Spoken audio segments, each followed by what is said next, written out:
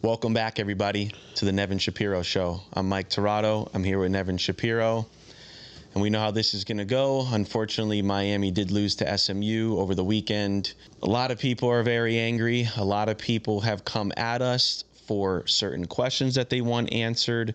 We're going to break down everything for you guys. We're going to answer all the major topic questions. We're going to get into the penalties. We're going to get into the timeouts, Mario Cristobal, Shannon Dawson, Rhett Lashley. We're talking about it all. We're going to give it to you guys. This episode is going to go a little bit longer, so stick with us to hear everything. But before we do start, if you guys are not subscribed to the channel, please click that subscribe button real quick for us. And we have a special announcement that we're making on the show right now. Our free WILLIS shirts are out now. Can't Cancel a Legend and free WILLIS shirts are going to be in the description below. Click the link, as well as by popular demand, our BMG shirts. Well, we're going to make hats first, but our hats are going to be sold also in that link. Nevin is wearing the BMG logo, and that's what's going to be on the hats. It's been in popular demand, so that's also going to be in the link in the description below. If you have not heard about the Willis McGahee situation, he has been suspended from the facilities for his involvement with Nevin. Go ahead and check that episode out. That's in Certified with Willis YouTube. Before we do start, we are also sponsored by K2 Water Hydration. Get your K2 Water Hydration formula at k2waterhydration.com. Make sure to use code NEVIN10. And without further ado, let's get into the action. A lot of different directions to go here, so I want to break down everything into categories so we can stay organized. Before we do, I do want to make a quick announcement. This is our 80th episode. 80 episodes in, so we appreciate your guys' support on that. Really awesome that you guys have stuck with us this long. And for our 80th episode, I don't think there's anything better than this show to talk about what just transpired over the weekend, because we've been warning the fan base. We've been telling them the things that have been going on. We've taken a lot of heat during the off season and the things that we've said on our show. And at the end of the show, because our season is virtually over at this point, I'd like for us to give our assessments on Mario Cristobal. So let's start into the first segment that I want to go. I know you got a lot of things to talk about, and at any moment you can stop me and just go into it whenever you want. No, I'm going to follow your flow, Mike. And, you know, this show's going to be a little more in-depth than what our normal timelines are. Yeah. You know, I think by the time we get done, the show will be considered the forensic audit of Mario Cristobal. And let's really get in under the hood. Yeah. Right?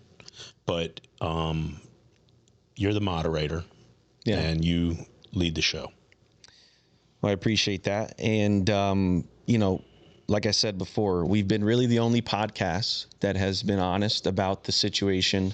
You know, winning masks a lot of problems, like you say. So we weren't trying to be negative when we were winning. We didn't want to be the poo-poo party, right?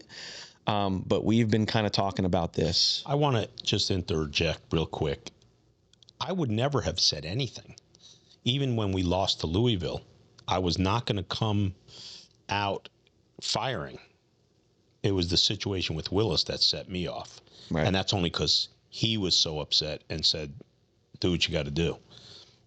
But I wasn't going to go crazy on the loss of Louisville. I told you before the season that I would give Mario the entire season. Did I not? Yep. And did I hold true to my word? Mm-hmm. Right? I didn't rag him. For God's sakes, I said give him a contract extension. Thank God they didn't listen to me. Yeah, I know. But you know, you lead the show, but I just want to say, like, I wasn't trying to annihilate that guy. Yeah. But what he did with Willis was so petty and so lame, as you've seen in the comments. Right. Yeah. That I couldn't hold back. Mm-hmm. I know, and it's sad what's happening there. So yeah, I'm gonna keep this organized here. There's a lot of, like I said, there's a lot of comments that have come from the fan base. They're very enraged, and I saw something that I haven't seen yet with this fan base. I felt like this game has totally flipped the fan base. It was a matter of time. They finally see what this guy's about and what he is.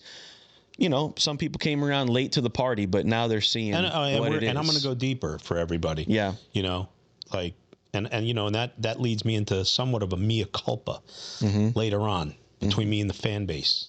Even for those of you who think I'm a pariah and hate me, like I got really moved personally by watching a lot of these comments, not directed at me, but I could see the pain and anguish in these diehard Miami fans. Yep. And it really made me feel a certain way about myself and my situation. Like, it means a lot to people. It does. And I'm going to come back to that. Yep. We're going to stick to your script. Yeah. No. But, yeah. And we're all hurt, man. We're all diehard Canes. It's not a pleasant, thing going on right now. And let's just get right right into it. So Miami we're going to start with penalties. I really think this is a big point of emphasis, and that's why I wanted to start with this. Miami had 96 yards worth of penalties. Every single offensive lineman accounted for at least one pre-snap infraction. This is supposed to be the strength of our team, and that's why I wanted to start with this. Mario came out and said that the cadence was being mimicked by SMU. Brett Lashley then came out and said that was a lie. The refs didn't throw one flag proving this theory was incorrect. Wanted to get your thoughts on both of those situations. Well, for one, the mimicking, I 100% agree. Mario's mimicking a coach. Yeah. That's how I feel. This guy just takes no accountability, man. And it's man, I know I can't curse. Man, it's despicable, man. First, it's the defense's fault. Then it's the offense's. When's it ever your fault? When's it ever your fault? He was so, he looks like a kid at the end of that. I couldn't wait to see him in the press conference because, and I'm not jumping off your offensive line, but like, I couldn't wait to see, like, when a kid gets caught, like you caught him, he's with doing the hand in the cookie jar. Caught. Whose fault is it now? Bro, it's you. It's you. You're the problem. And we're going to unmask all these people. I'm going to go deeper. You're the problem. You're an offensive line savant. Guru. Your little buddy is he wrote the manuscript on how to play offensive line. Yeah. Right? Mm-hmm. But they're the problem. 100%. How do you not get a yard on that high school defense? 1 yard? It's a problem. I want to bring up this. There was I spoke to an former offensive lineman over the weekend, and he brought up a good point that I want to make. He believes, and I actually believe this, that Mario's blocking schemes are different than Shannon Dawson's schemes that he runs in his offense. So they're on two separate pages. Yeah. And we're going to get into a little bit later how there was an argument on the sideline between Dawson. We'll get into that. But I believe that they're on two separate pages. Mario has his own blocking schemes that he is making Shannon Dawson make his offense around those blocking schemes, and it's causing confusion. I can say this, Mike. What I don't want to do is be a nitpick petty guy, because I don't know. I don't focus on that, even though it's an urgent part of the game. You better have an offensive and defensive line if you're going to be successful in football, right? That's just where it starts and ends. I don't know about all that stuff. I just know that there's no symmetry. Yeah. Right? There's no unison. And after 4 years, it's enough. Yeah. Like, it's just enough. And I'm going to break down people. Like last week, I gave you the coaches. If you just take my face out of it and you don't know who's really reading you that report because maybe you hate my guts, do numbers lie? How much more effectively can you dissect somebody than me showing you all those coaches and what they've done? Brian Kelly, gone. He was successful. James Franklin couldn't win the big one, but he was successful. Kirk Cignetti, Manny Diaz, higher winning percentage. Brett Lashley, yep, who was an understudy to Manny Diaz, just brought his Uber Eats lunch to Mario and took his lunch. Man, do I have to really even talk? You guys saw it. You know it. They're seeing it now. Seeing it. Yeah. It's been here. Yep. All right. And before again, it's a discipline thing for me. That's a lack of discipline. How many more years? Like this is supposed to be the strength of our team. I said it early on. I said, look, what are we, a mature team? I have to retract that. Mike, you've been saying this. People, you guys are suckers, but I'm a sucker too. This is the only guy that wasn't on the Kool-Aid. This guy. Listen to him, not even me. It's true. Which, I have props today. But I'm going to save him to the end of the show. But, man, this guy deserves the credit. You saw it. I know. You saw it. And I looked right past it because I really thought we got through the worst part of the schedule. 2 horrific losses, man. Horrific. Double-digit favorites in both. One at home, 14, 10. Let's talk about the losses that guy's taken as a double-digit favorite. Middle Tennessee State, Georgia Tech twice, Louisville, Syracuse. It doesn't end. SMU. Does anyone think we're going to the playoffs at this point? Do we deserve to be in the playoffs? My issue is not even Mario. And we're going to come into all of it. I know I don't want to get you off your thing. Yeah.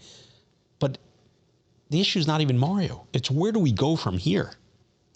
That's my issue. Yep. Where do we go from here? And we'll talk about that. I have that. Man, where do we go from here? I have my own statement on that. God. I appreciate the compliment. Stuck. Yeah, it is. Yeah. You guys think I screwed up the program? Man, this dude's got us hostage. We'll get into that as well. All right, another area of concern. Miami held SMU to -2 rushing yards before going into overtime, and we still lost the game. Defense did a heck of a job making them one-dimensional. Unbelievable. The concern is we could still lose to a team that we didn't even give a rushing yard to. That tells me there's zero offensive production. What more can the defense do? They're holding teams to Zero yards. 0 yards. What more can you ask? You're making them one. If you're sitting on your couch watching this, you rushed for more yardage against Miami this weekend than SMU. It right is, or wrong? It's Pre-overtime. You ran for more yardage against Miami than SMU did. And then in overtime, Miami runs 5 straight run plays. We all saw it. And do you have to recount it for the fan base? They saw it. It's lame. It's garbage. It's basura, man. It's garbage. That offense is garbage. Malachi Tony's everything. And I got to just jump off set. I'm sorry. I read some of the comments. Oh, yeah, JoJo Trader. That wasn't a rumor. Those are rumors. Those guys put out rumors. Yeah, he played because C.J. Daniels did it. So you have to put somebody in. They're not rumors. They're real. Yep. Everyone's a know-it-all, except they don't. We've been telling you, man, this is a lame-ass offense, man. Shannon Dawson, I don't know who the coach is. Who's the offense coordinator? I can't even go in script order because it's eating at me. Shannon Dawson's the offense coordinator. Alex Mirabal and Mario Cristobal are the offensive coordinators. You guys saw that blow up on the sideline? You could speculate what it is. Trust me. The guy's frustrated. And I'm not saying Shannon Dawson's amazing.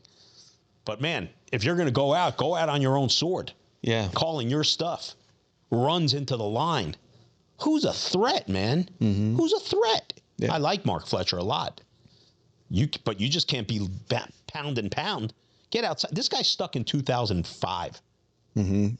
He believes in I formation, A and B gap scheme. And man, that's why we have a problem, man. It's this guy's ego. It's his ego. He won't come around, man, because he wants to be the answer and the salvation. And he's not. Yeah. And we could talk about it now. I mean, we don't have to go in numerical order here, but Shannon Dawson on the sideline, I was going to bring that up, and I've never seen a coordinator yell at their head coach ever. And I've been watching. To be fair, we don't know exactly what transpired. Right. Yeah. But if you go on based on what we've been told since this, even before the season started, that there's been conflict.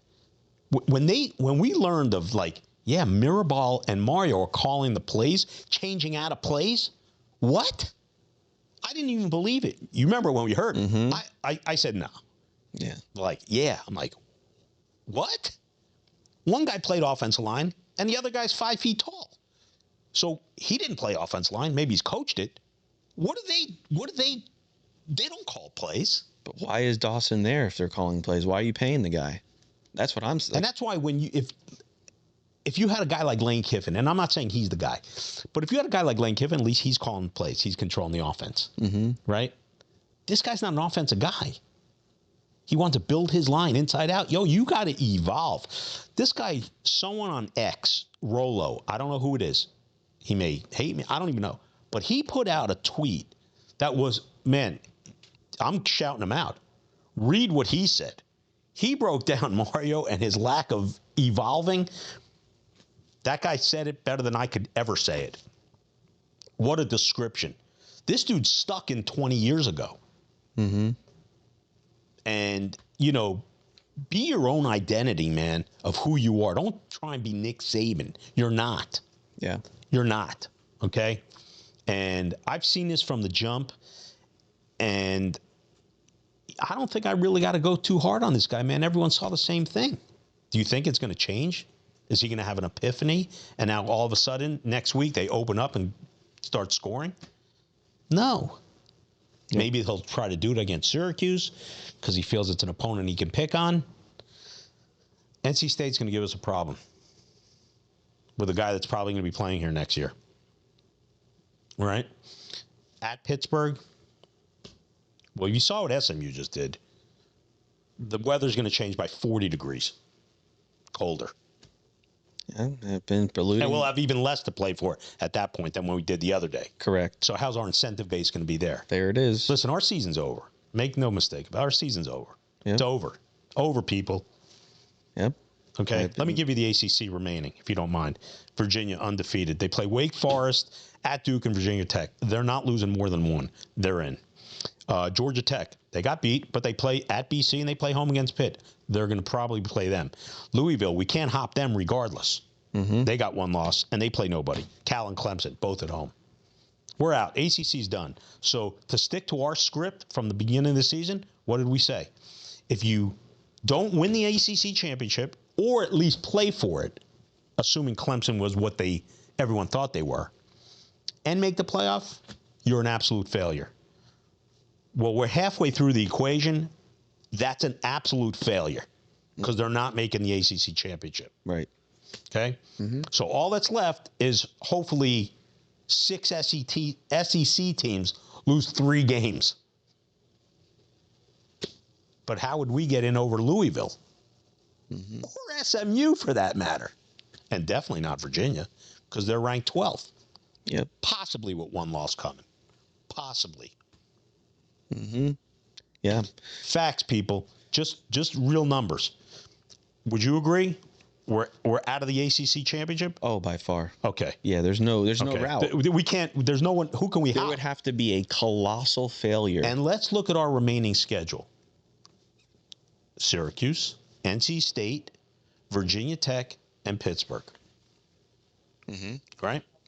Who is worth anything to gain points by beating?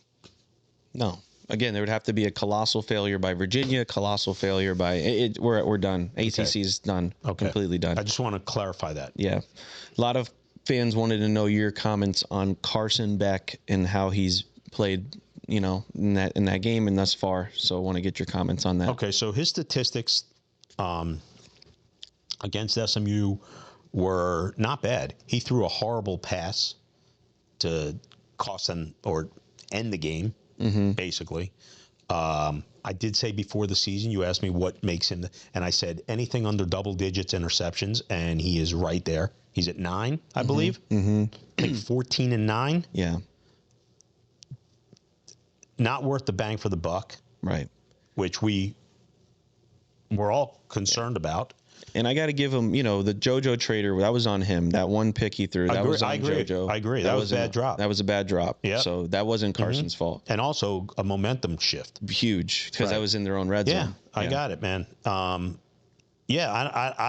overall, I think Carson Beck, when you pay him that kind of money, and, Mike, this is really the truth, man. And we have a quarterback here in the room with us, right? And he'll be the first one to tell you, like, you get the glory and you get the other end of it. Yep, 100%. Would you guys consider Carson Beck a top 3 quarterback in the ACC? In the ACC? Ooh.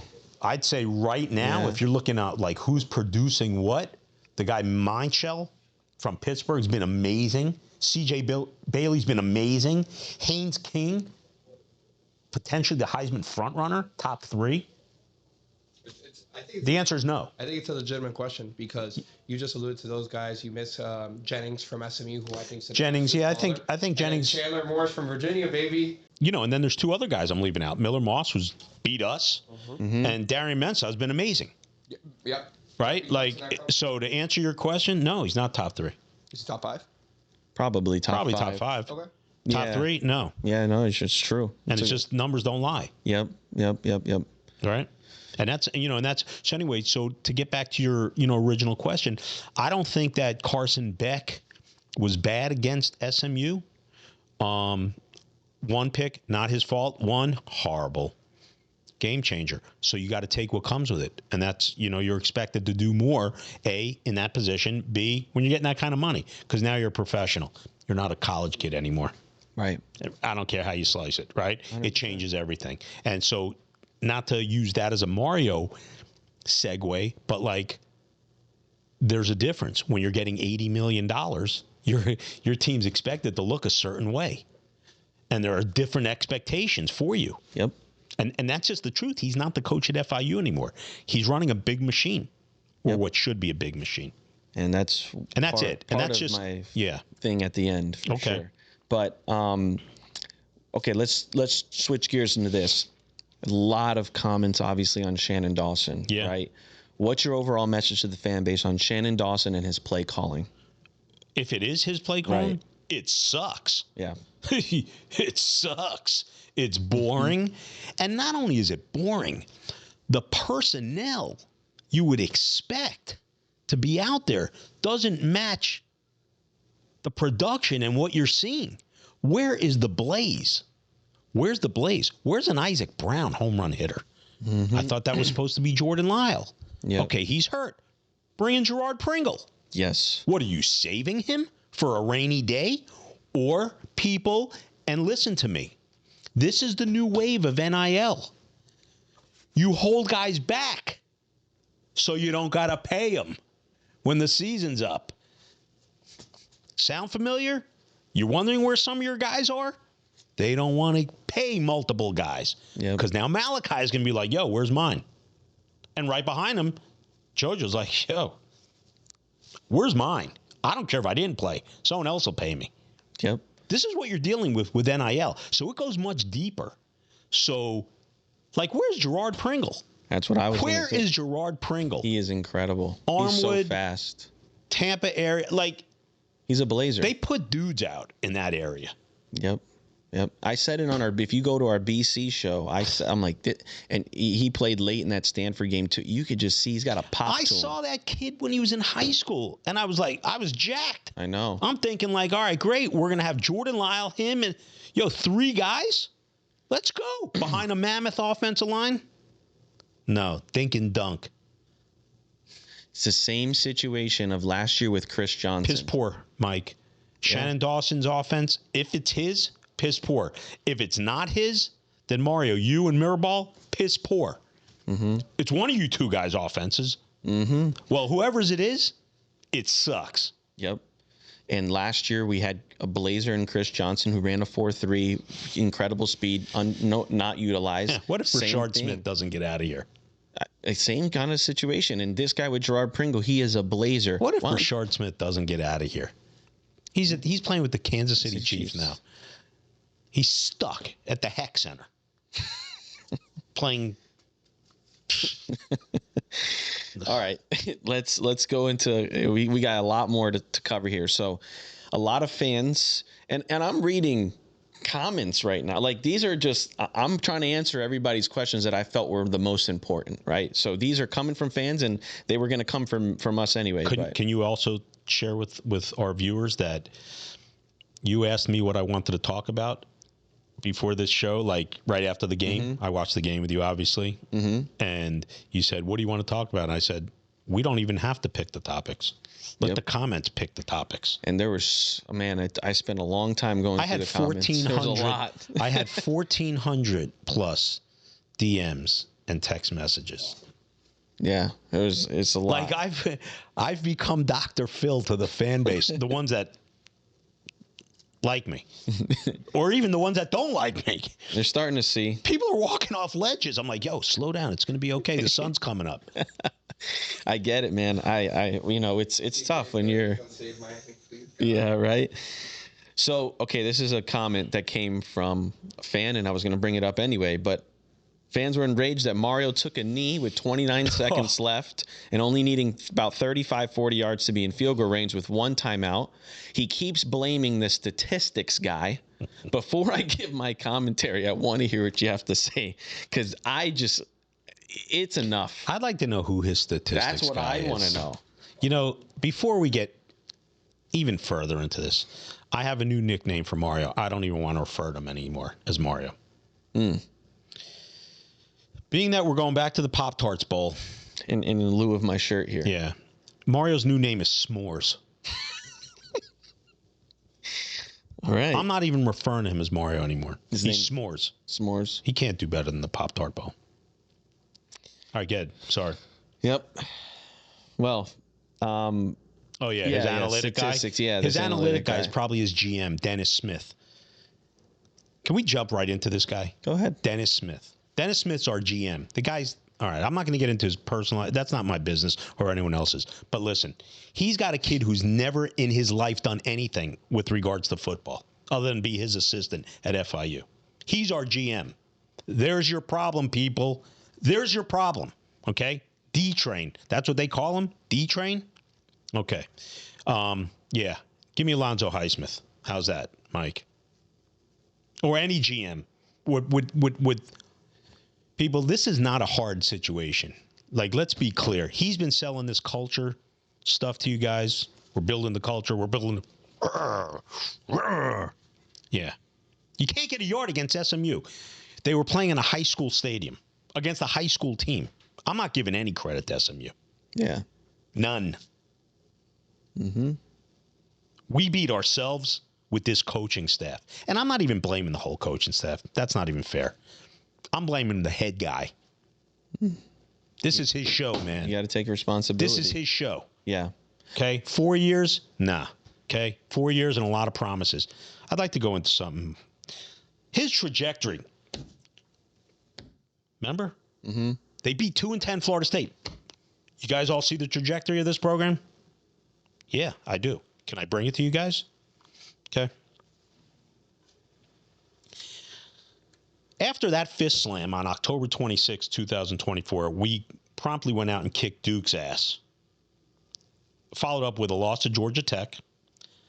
Beat Wake. Followed up with a loss to Syracuse with a whole entire playoff in our fingertips.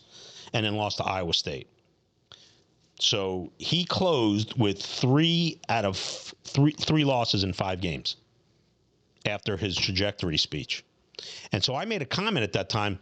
I'd rather just go win something and then tell everyone how tough you are. The fan base, and we had just started our show, everybody was ripping me. Oh, it wasn't our show. I was still doing the other podcast with Andy. Ripping me. Oh, you're a hater. You're this. I said, no. You beat a 2-10 team, a team that literally landed at 2-10. Wait before you pump your fists. No. He felt that was the appropriate time to pump his fists. Okay. How'd that go? Well, let's keep going after the trajectory. We get a good win against Notre Dame. Now, FSU we beat. Louisville we lose. Stanford we beat. SMU we lose. Okay, so he lost. He went 4-4 in the ACC, which, by the way, people, is a dog shit conference. Do we agree? Do you agree with me on that? I don't care that there's 4 teams ranked. It's like being the smartest kid in summer school. I keep saying it. You're not beating anyone. You're beating each other, but you all suck. It's the ACC. He went 4-4 after that trajectory speech. So where is the trajectory? 4-4. S'mores. you're going back to the Pop-Tart Bowl if you're lucky and you beat Pittsburgh. Now, that being said, I read one of the comments because I'm the pariah. So one of these, we're riding with Mario. We're riding with Mario. Mike, the guests on the Titanic said the same exact thing. We're riding with our captain. How'd that end up for them? We've been the only show that has been warning them. We've been the only show that has been real. And part of the reason is because we don't get paid by the University of Miami. I'm in the little dinghy outside the Titanic because I already see the iceberg. Mm-hmm. Yep. But that's me. All right, let's move on. Okay, a lot of fans are asking this question. What would the buyout be? What would it take to hire a new coach? Great questions. So let me address those. Yep. All right, people. So this situation right now with Mario S'mores makes me feel it's very comparable to the Larry Coker situation when they re-upped him in 2005. It's almost identical in the sense they're on the hook for a lot of money now. Now, there's a different world. The Moss brothers got a lot of money. They're obviously the money guys now. And NIL is a big part of it, so the dynamics are different. But Miami made that same mistake in 2005, and everyone wants to blame me for the program, this and that. The program really took that downward turn, 2005, and I know because I was part of the situation trying to get Butch Davis to come back, and he was coming back. And President Shalala said no. Okay, that was happening. That was the play. Instead of bringing Butch Davis back, they paid Larry Coker a new contract and fired him the same year. How does that make sense? Well, now we're in that same similar situation. They anointed this guy. I got charged with a Ponzi scheme, which really is an illegal charge. It was money laundering. What this guy did is a Ponzi scheme.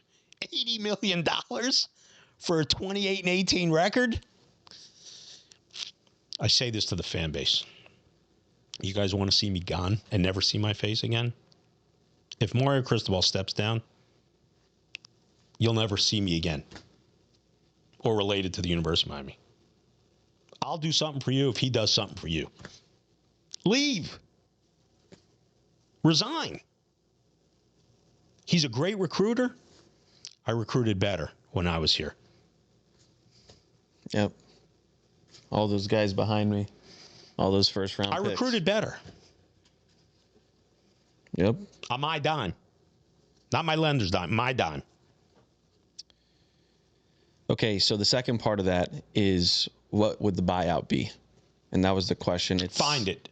60 million, 50 million, 50. Find it. Yeah, it's about 50 million right now. Find it. Yep. So the issue is, to answer some of that question, the buyout's around 50 million right now, and the issue is not just firing Mario. You fire the staff, then you have to rehire a new coach. So you're probably looking at somewhere in the hundreds of millions of dollars, like north of 100 million for all said and done. Not that you have to pay the next. We're held hostage. Staff, but yeah. We're held hostage, man. Mm-hmm. I'm not even saying fire the guy. I'm not even saying fire the guy. He should resign. If you love the program, do something right. Does he work hard? Yeah, he does. My issue with him is he really thinks he's that guy, and he's bigger than the program.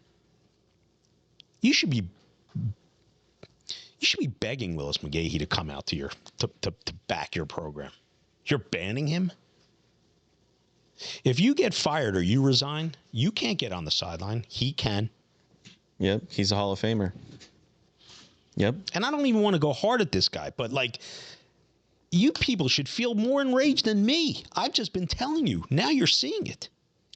This is another question we got that I felt was. Go ahead. Just because it's on my mind, and I'm sorry. I should let you speak, and I get in. Sometimes I interrupt you, and I do. I apologize. But when I get this thought, I can't get it. You know how I am. I understand. He fired Josh Gaddis. Josh Gaddis was the Broyles Award winner for the best coordinator in America. Mm-hmm. Now, I'm not saying he was or he wasn't, but obviously his peers felt like he was the best assistant coach in America. You fire him. Something's got to be wrong. Charlie Strong gets passed over as defensive coordinator, and you go put Lance Guidry in? Who makes that decision other than you? And what's behind that decision? Can you tell me what's behind that decision? Does this guy not want someone else to shine and get credit? What's behind that? How does Charlie Strong get passed over? He's a former head coach at the University of Texas. I could go on, Mike, we could talk for 3 hours. Who anointed this guy the chief of all chiefs, other than his homeboys from Columbus High that brought him back from Oregon? He arrived like he was Nick Saban. He had a 500 record. I was blown away. And what's my relationship with Mario? I went to bat really hard for Mario. I used to love that guy. Okay? But Mario before is not who Mario is today. And anyone who coached with him or played with him will tell you the same thing. That's where my angst comes from. 80 million will change a man. It changes And I'm people. telling you, people, I went to war for that guy with President Shalala. Over $40,000. Okay? More a year. Don't tell me what I know and what I don't know. Yep. Here's another question that we got a lot. Why is our administration afraid to fire Mario other than the buyout? Because he's their homeboy. And this is a good point to talk about the Moss situation. Yeah, so let's go. Yeah. So, relationships run deep. Yep. So here's an analogy, and it's not maybe a fair analogy. Why wouldn't Willis disband, get away from me? It's my dude. 25 years. Maybe that's why they won't be done with Mario. He's got a very good and standing relationship with the Moss brothers. And, they're all cut from the same cloth. They're, that Cuban culture. They all, think the same way. And I don't know, but it's the program. When you write the checks, Mike. Yeah. When you write the checks, you control the narrative. Yeah. And I think, like you said earlier, he's caught with his hand in the cookie jar. Now the fan base is starting to see what this is. But from an aspect of this, they're seeing other programs fire head coaches with better records. Not only that. Can we just agree, people? Like, can we agree this whole culture thing is a sham and it doesn't take 4 years? Manny Diaz, God bless him. I'm not the biggest Manny Diaz fan. He's doing work at Duke, right? But here, coming back to something you'd asked me earlier, not only was it the Larry Coker situation, but think about Miami going and paying $4 million to get Manny Diaz out of a deal with Temple. We bid against ourselves. We're not even bidding against people. We bid against ourselves. Yep. And instead of just panicking, and, we had a chance to get Lane Kiffin 4 years ago. And I'm not saying Lane Kiffin is the guy or he's not the guy. He would have been a good hire 4 years ago because you have to understand he is going to run an offense. And this is a skill set oasis down here. You're going to get guys that fly, running backs and receivers. And you could find offensive linemen, and now with NIL, obviously they got this guy Jackson Cantwell. So you're going to find guys that are going to want to come play here, especially if you get the right money and incentive package for them NIL wise. It's not that difficult. It really isn't that difficult, people. It's not that difficult. You don't need a 4-year facelift. This is the University of Miami. And what does that mean exactly? Yeah, you're in the ACC, so you're not playing in a tough conference. That's one. Two, you're surrounded by unbelievable resources. And you got kids that have been here and their families have been there their whole life. They want to be you. They want to be part of the U. It's not hard to do, man. It's a 1-year takeover. 1 year. I know you were going to get into what Mario inherited. I will very soon, actually. Yeah. So with no further ado, share your facts. I didn't even want this show to be about my feelings. Yeah. Because I think I really planned on going into the show not speaking a whole lot. And I thought about not even showing up. Yep, I know. All right, so I'll jump ahead here a little. So Cristobal relentlessly complained about how little talent Diaz left him. When he first got here, if you look at multiple interviews, you could see he was like, program wasn't left in really good hands. We're really trying to clean house. We're trying to get in our guys. He put a lot of word salad behind it.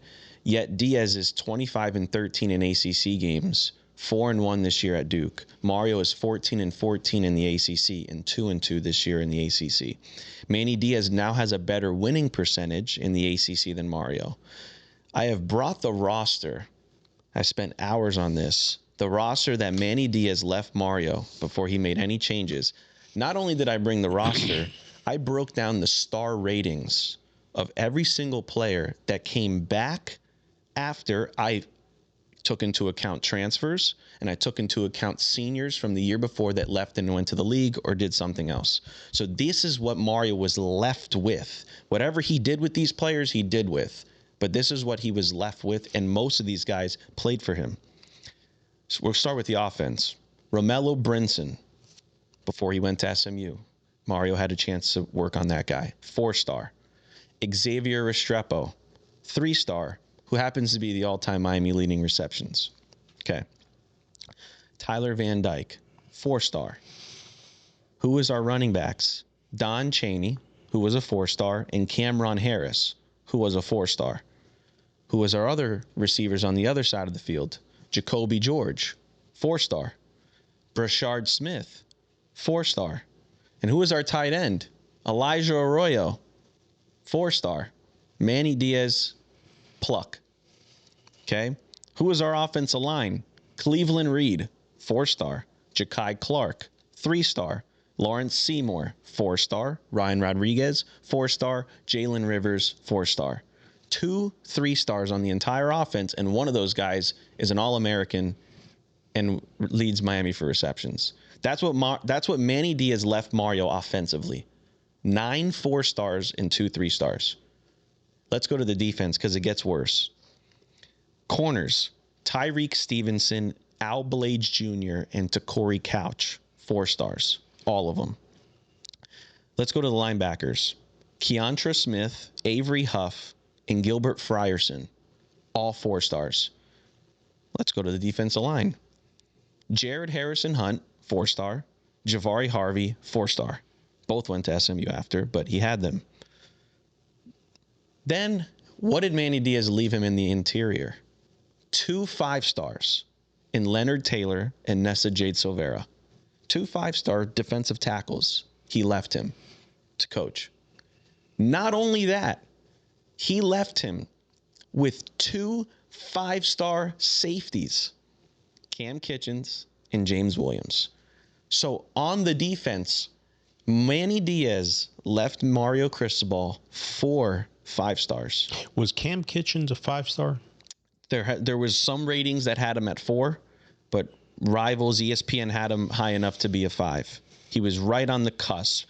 I'll make a comment, so was Jade Silvera. I saw some 4s. I saw some 5s. Yeah, I didn't think he was a 5-star. But you know what? Let's just give 4.5. Because I'll give him, it didn't even matter. He didn't leave him the cupboard empty. Right. That's so the point. The point is that these guys, this is, and let's make a note. This right here went 5-7. This roster lost. I did more research. They lost to Middle Tennessee State by 24. And I did a whole research on Middle Tennessee State's roster. Offensively and defensively, not one player on that roster was more than a 3-star. I knew that. Everything I looked at. All you got to say is Middle Tennessee State, and I can tell you there's that. not one 4-star or 5-star on that entire starting offense and defense that beat Miami by 24 at home. And by the way, it was up even worse. Yeah, but with this roster. Ugh. And he went 5-7. So everyone, and it's another comment I want to make, and then we'll move on. I've seen a lot of comments that, well, Mario has improved every year. Well, it's hard to not improve when your starting line is 5-7. Like how hard is it to, just like we said with Florida State, well, they can't be any worse. They're 2-10. Like, here's a question for this GM, Dennis Smith. How do we take Judd Anderson? No disrespect, maybe he's a nice kid, over C.J. Bailey? Because if you take C.J. Bailey, who, by the way, just blasted Georgia Tech, who was ranked 7th, if you bring C.J. Bailey, Jeremiah Smith's coming too. Right? With JoJo Trader. I mean, that's almost a lock. Yeah, it's incredible. So who made that move? Who made that call? Mario or the GM? Someone's going to... A little bit knowing of both. Mario, he's going to point the finger. Yeah, it was your fault, Dennis. All right, let's go into a couple of more here. So K Mills 904 put this comment. Is this Mario's ceiling? 100%. What could it be? Well, no. I think he could make the playoff and win the ACC championship. Anybody could. Except us. But he could. It's you don't have to do much. Show up. I know. Show up. Like, show up. To not win the ACC? Come on, man. Come on. Like it's doing hard. Like, Yeah. it's not hard. So is it his ceiling? They'll never win a title with this guy. I can tell you that. Can they get to the playoffs? Yeah, they can. His problem is his ego, Mike. I mean, let me just tell you, people, he doesn't want to acknowledge he's the problem. What he really should do, what he should do if he's going to stay, and he's going to stay because they're not going to fire him and they're not going to buy him out. So he's going to be the coach here. Yep. But he's going to have to make a change and understand you're living in the 2020s, mid-2020s now, heading to 2030, closer in 2 months, right? You better learn how to score points, right? Cam Wards aren't just hanging out. That guy bailed him out. Oh my gosh. They're a 500 team last year if that guy don't make plays. And then what? Now you're looking at a guy who's got a losing record. If not for Cam Ward. If you people could say he's the best recruiter, listen, I'm telling you, man, anyone watching this can go recruit. If you hollered at me, I'll help you. And you'll end up in the top 10 recruiting class in the United States. Which gets me to some of my props. I got to give you your flowers. I didn't have flowers, so I pulled the plant. This is the only guy that called it. These are like your flowers. Appreciate it. This is the only guy that called it. Everyone ragged on this poor kid. Everybody ragged on him. Oh, you know a lot, Mike. Haha, great show. Yeah, he's halfway there to his 4-loss prediction. And if I see it the way I really see it, he's probably going to get close. Right? That's one. 2, I'd like to award this trophy to S'mores. That's Mario Cristobal. For being the recruiting champion of the internet. Again. amazing. Yeah. He won. He won the state championship in recruiting again. Okay, because that's important. And this is for the fan base that thinks I don't know what I'm talking about. All right. All right, Nev, at this point in the show, it is time for you to give your assessment on Mario Cristobal, and I'll give mine after, but I want you to go first. My assessment is this. It's not going to be a lot of speaking. He's underachieved. That's it. I really expected more. I thought 2 weeks ago he had us right. I was drinking the Kool-Aid with all of you, and I'm wrong. I was wrong. That's it. I have no defense. Losing to Louisville was bad. And then losing this past Saturday, I'm out on this guy. I'm out. He just looks scared to death. He coaches not to lose. He don't coach to win. Taking a knee, kicking a field goal against Syracuse last year. I still can't get over that. instead of going for it on fourth down with Cam Ward. Worst comes to worst, you back your defense up. They got to go 90 yards. No, let's kick a field goal because our defense. He's just the play and everything else that I know, Mike. His players, his staff hates him. His former staff hates him. The high school coaches locally, you know what they think of him. Tell me I'm wrong. I know. I hear it. They think he's. We've been trying. They to think he's tell an you that. asshole. And you know, just my assessment. Step down, man. All right, so let me add to this so you could keep, because I'm down. thinking of something that the fan base really wanted you to talk about, and then I'll give my assessment. Where do we go from here, and what would be your potential top 3 coaches? All right, so I'm gonna give you a practical answer, and then I'm gonna give you a magician answer, like if I could just do anything I want. Yeah. Okay. If I could do anything I wanted, money's not an object, and your administration's on board, I'm hiring Sean McVay. I'm going after the LA Rams coach. Okay? He's won a Super Bowl. He's a young guy. That's a burnout job, that NFL world. It's a burnout job. It's an 18-hour gig or more daily. He's young. He just got married in the last 2 years. His wife's smoking hot. I don't know if he's got a kid yet or one on the way. He would flourish in South Florida. He's a mini age-wise Lane Kiffin with a Super Bowl ring, which puts him on another stratosphere than Lane Kiffin, as anyone will tell you if you've won an NFL Super Bowl ring. He'd bring in an unbelievable staff. He would have unbridled support down here. And we would just destroy teams for the next 10 years. Forget coordinators and everything else. He'd have the help of like an Alonzo Highsmith and former Miami guys, a Reggie Wayne, an Ed Reed, whoever. Former guys that still have the fabric and are in the coaching world. He'd have unbridled support. So they'd teach him the ropes. It would take him a year. He'd be settled in. And in 2 years, he'd be on autopilot. That's a $20 million a year guy. But if you're going to pay Lane Kiffin $14 million a year, LSU or Florida, why wouldn't you just go find $6 million more and get rid of a guy like Carson Beck? There's $6 million more. Right? Okay. Now, in reality, I don't think it's that difficult. I don't think you have to go after a Lane Kiffin, my opinion.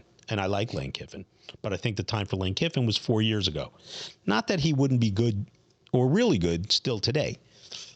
But is Miami in a position where they're going to go compete with LSU? Money? I don't think that's practical. Miami has always taken guys, Jimmy Johnson, Dennis Erickson, that were coming up. And you could see if they had the right talent, they could go next level. And they did. Butch Davis, inevitably, because he was under the Jimmy Johnson tree. I look at a guy like Rob Chudzinski, who played at Miami, was an NFL head coach. Maybe not successful as an NFL head coach, but with that comes a lot of other situations. You have a GM involved, so maybe you don't always have your right fit. You get a guy like Dorsey, who would be an offense coordinator under a guy like Rob Chudzinski. Now you know what you bring in a guy with the D. You don't have to shoot for the stars to win here at Miami. But all these rush moves, it's what gets you where you are. That's where you go. Manny Diaz, I thought, was a rush hire, my opinion. Mark Richt, I don't blame that too much. Nice man, really nice, good person, and has been an excellent college coach over the course of time. Right. But he was more of a stable face for the program at a time, coming off my scandal and other stuff that they needed. I don't think you have to rush. I think you could do it right. Kirk Cignetti's a great example. Mike, you're his biggest fan. Yep. I mean, like, it doesn't have to be all or nothing with the hottest guy there is. Do some research. There's some guys out there that, like, Here's another one, people. I've never once said this to you. You do you not ask me every day? Yeah. Joe Brady. It's interesting. Young. Put that LSU offense together with Coach Emslinger. Maybe he's a protege like a Sean McVay. He's young and he's in the NFL. So he's good. NFL teams aren't just hiring you if you suck.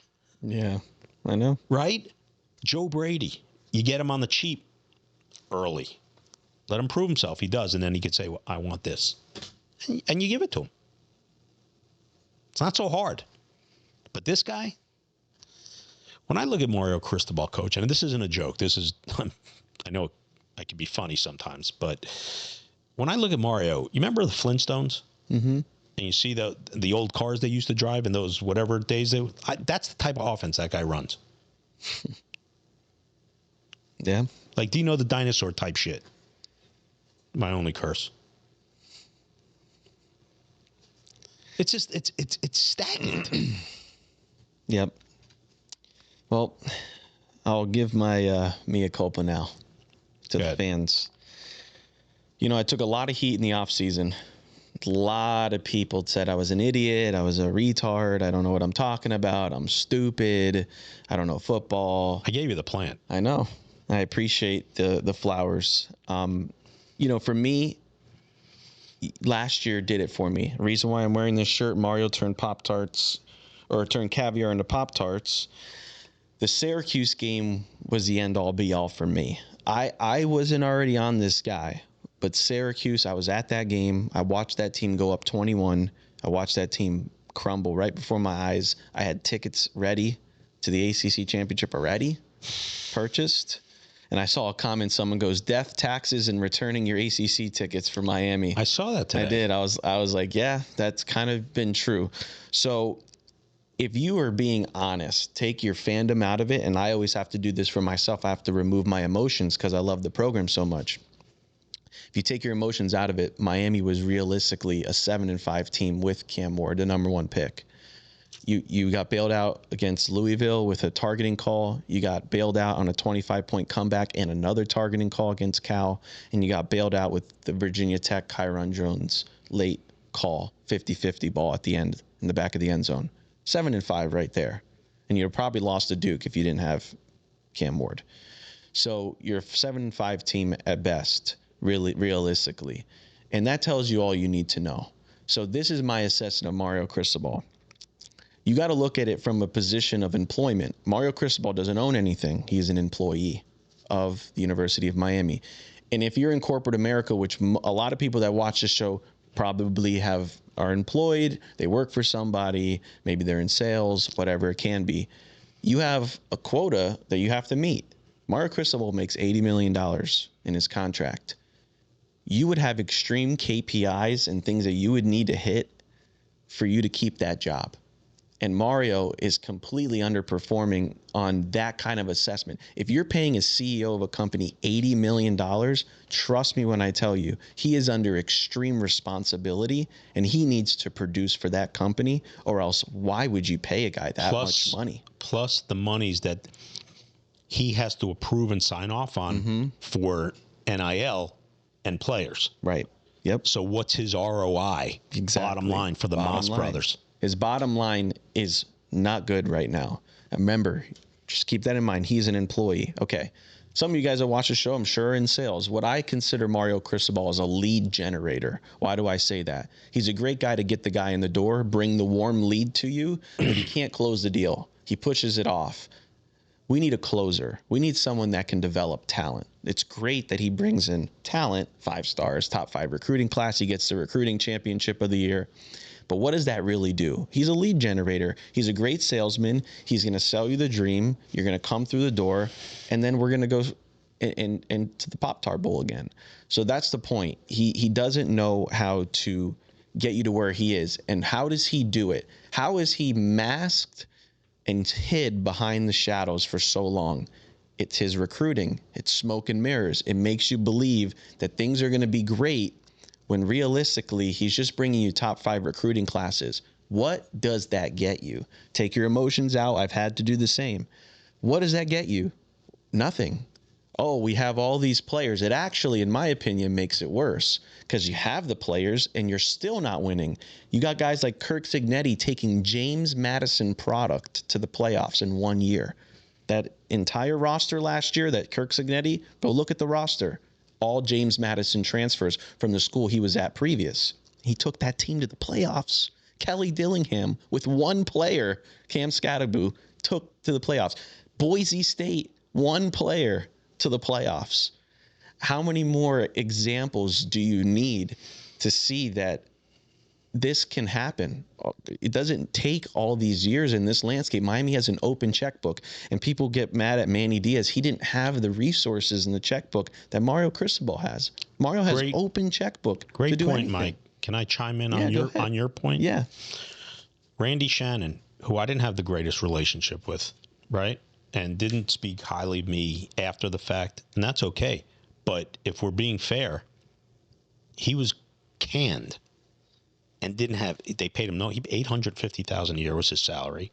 They gave him no money for assistant staff, and you're not going to win if your assistants aren't solid, Right. Okay, and he was out. He was shown the door. Lost at USF, and that was it for him. Right? Why would this guy be any different? That's what I'm saying. Why would he be any different? If you gave Randy Shannon the same situation this guy has, I promise you, he'd have done a lot better than what he did. And that brings to the point where you say he has the program hostage. His relationships. He's got this program held hostage. So my main question for the fan base would be, I think we all know what the issue is. The question is, what do you do? How do you undo it? I know. He's got this entire fan base with a gun in his mouth. A gun in our mouths. Right. Because his relationships with the Moss brothers are so good, they're not going to fire him. It would take for Mario Cristobal to tank the rest of this season and really tank the whole next season. And then maybe that's the we're better stuck question with this guy. The better question is what's good? Like if you guys make the playoffs, if Miami makes the playoffs next year, and they could, right? Mm-hmm. They could. Who's to say they can't? They could. It only prolongs the inevitable. Right. Do you ever see yourself going beyond? Nope. It just prolongs the inevitability. You know, Mario Cristobal is not going to succeed at this program. It's clear. And, him making the ACC or making a playoff, it just gives him more time. Yeah, it's a Band-Aid. It really is. And this is my last few points. Dictator mindsets never work. You've brought up on the show many times a quote that I like that you say, it takes a village. It does. And it does. And dictator mindset, people say, oh, no, we'll look at Nick Saban. There's a difference between dictatorship and standards. Nick Saban had standards, and he held people to standards. That's different than telling people what to do and not letting people coach. And let me make a point on that. Coaches... Butch Jones, who got fired at Tennessee, Will Muschamp, who got fired at Florida.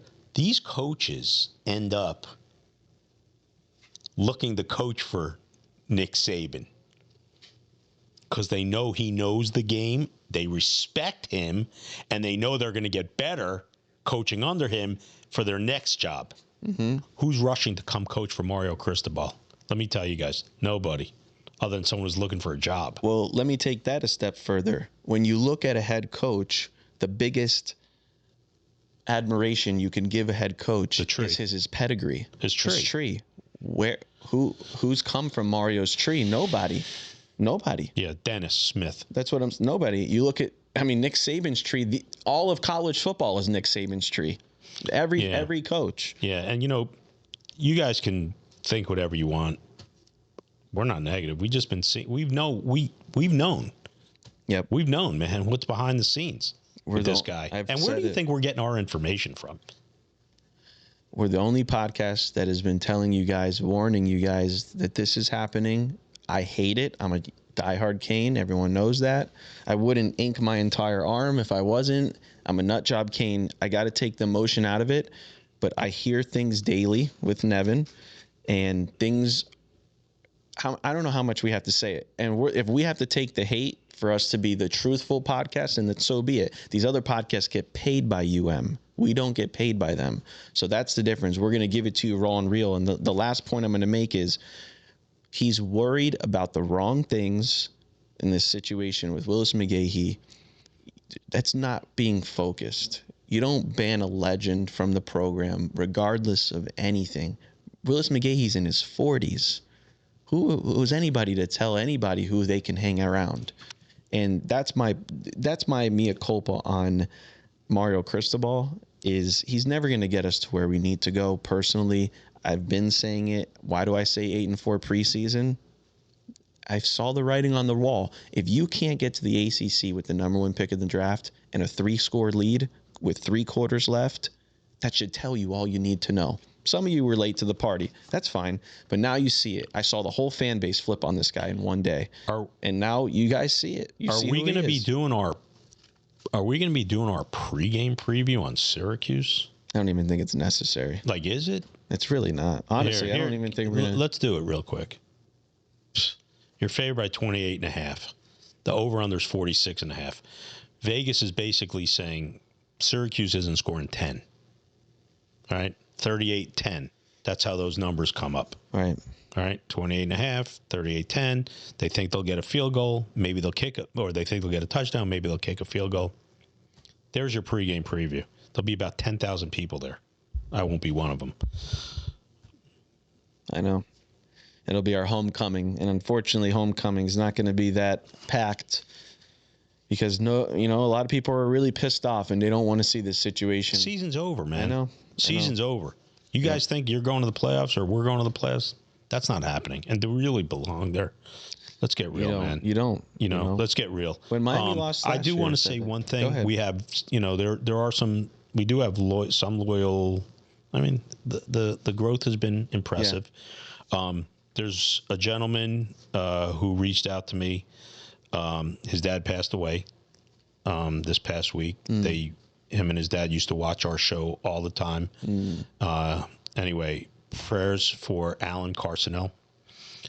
His son Alex sent me a DM. He said, "Man, my dad loved your guys' show," and so I just want to offer our condolences and a shout out to him. That's awesome. I've never met him, but we appreciate it, and you guys send us DMs, man. I'll always respond. Yeah, you know it. We appreciate I don't care. I'll give you my cell number. You could trick me into saying you like me, and you may hate me, and I'll still send you my cell number. I don't care. I'll talk to anybody. We didn't, when me and you started the show, we really didn't know what the response was going to be, and now we're 80 episodes in, and it's amazing. We appreciate you guys, 80th episode already. It's crazy how quickly things go, but we appreciate the support, and definitely our condolences to Alex. Tough situation, but we appreciate you guys tuning in every week. We do have a lot of fans that tune in every week, to our show, and we appreciate we're gonna spit facts, man. Yep. Like, we're not gonna listen. If you tune out who the guy is talking to you, maybe you hate me. Yep. No one's gonna give it to you more authentic. I promise. Yep. People are starting to see, what it is now, and it's not to be negative. People can think it's negative. It's not. We're just trying to be honest. So honestly, sometimes the truth hurts. It hurts me talking. Listen, we were 5-0, and I was booking my flight to Charlotte. I know. I already got it approved for my PO. Now I can go to Ibiza instead. Yep. Well, guys, appreciate all the support. Remember, the Willis McGahee shirts will be out now, so go click the link in the description below. If you're not subscribed yet, click that subscribe button before you log off. And of course, as always, we'll catch you on the next one.